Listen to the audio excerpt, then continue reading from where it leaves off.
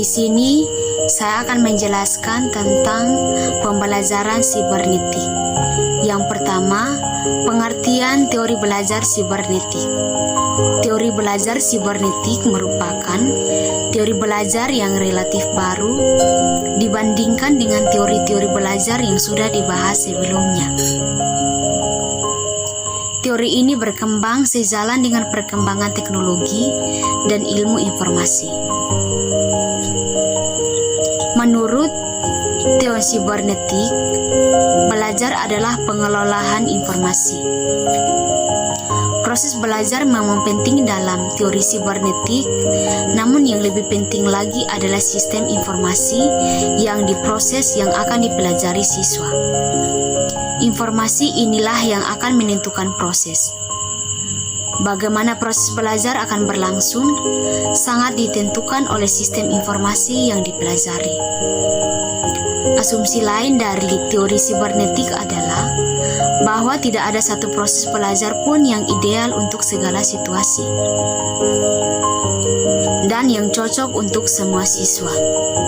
Sebab cara belajar sangat ditentukan oleh sistem informasi. Sebuah informasi mungkin akan dipelajari oleh seorang siswa dengan satu macam proses belajar, dan informasi yang sama akan dipelajari siswa lain melalui proses belajar yang berbeda. Hakikat manajemen pembelajaran berdasarkan teori belajar sibernetik adalah usaha guru untuk membantu siswa mencapai tujuan belajarnya secara efektif dengan cara memfungsikan unsur-unsur kognisi siswa, terutama unsur pikiran untuk memahami stimulasi dari luar melalui proses pengelolaan informasi.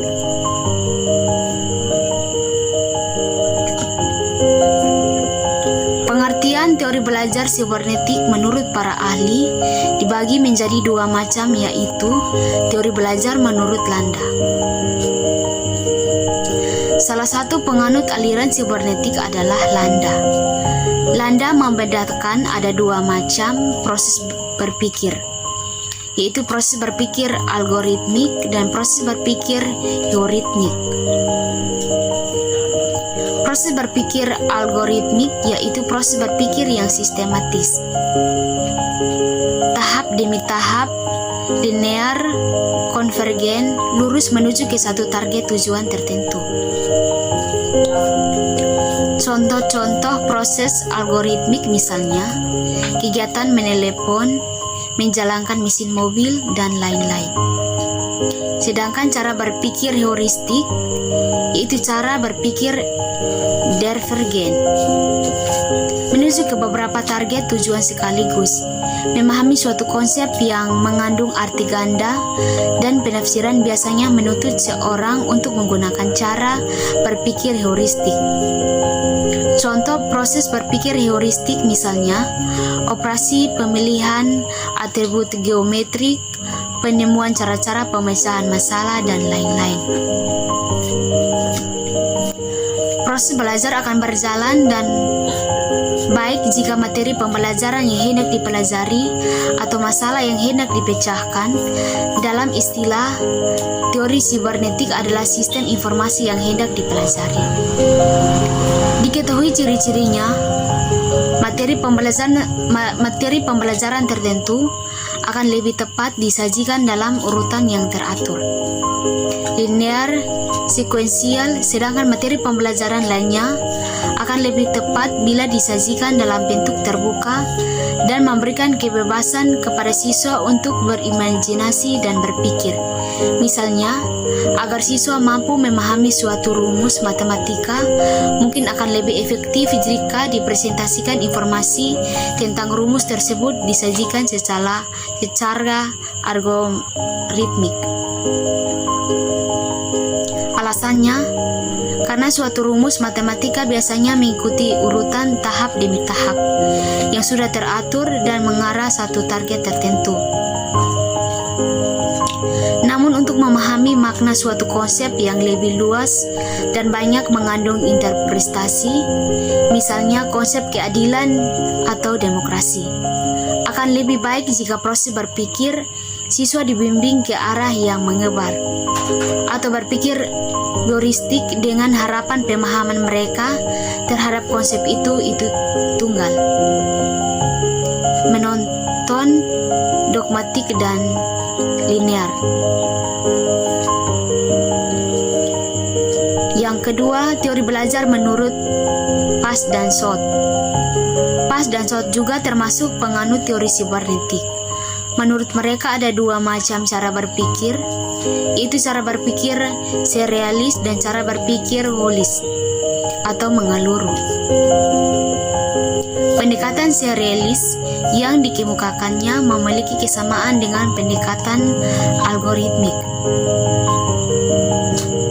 Namun apa yang dikatakan sebagai cara berpikir menyeluruh atau holis tidak sama dengan cara berpikir heuristik. Bedanya, cara berpikir menyeluruh adalah berpikir yang cenderung melompat ke depan, langsung ke gambaran lengkap sebuah sistem informasi ibarat melihat lukisan.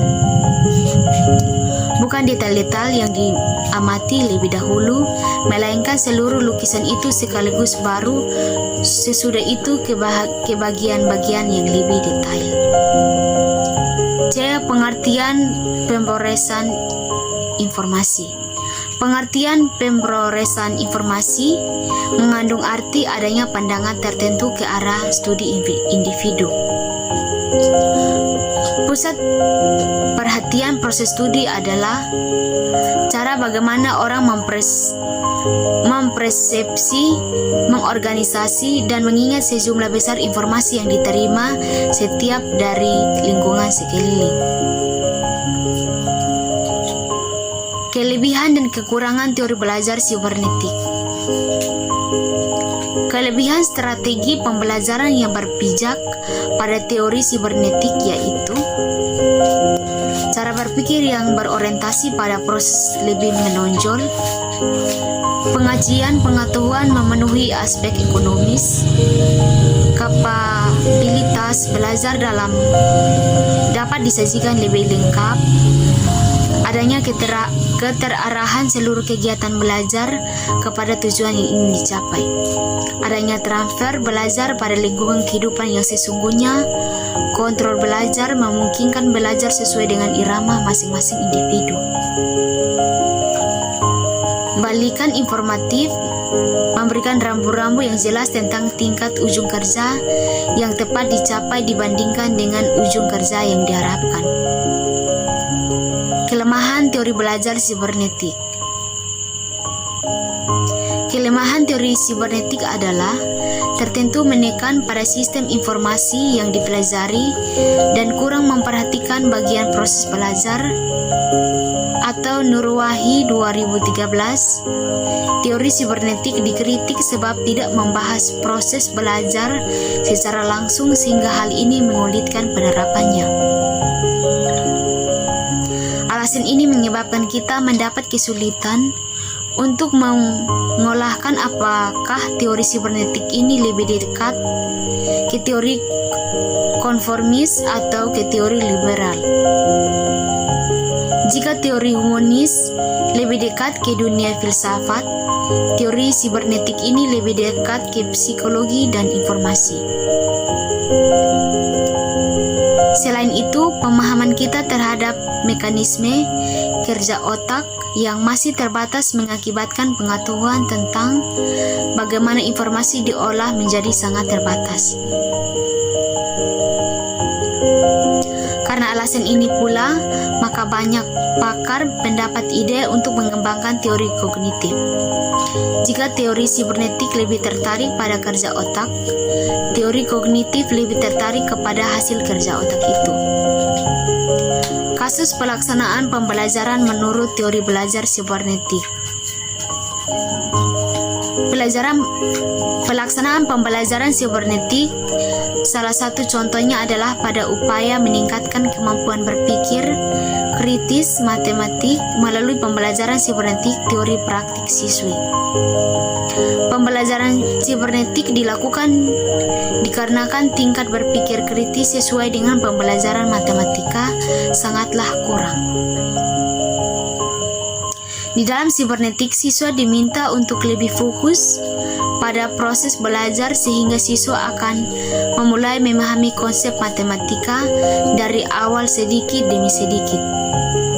Sampai akhirnya mereka memahami apa arti sebenarnya dari matematika.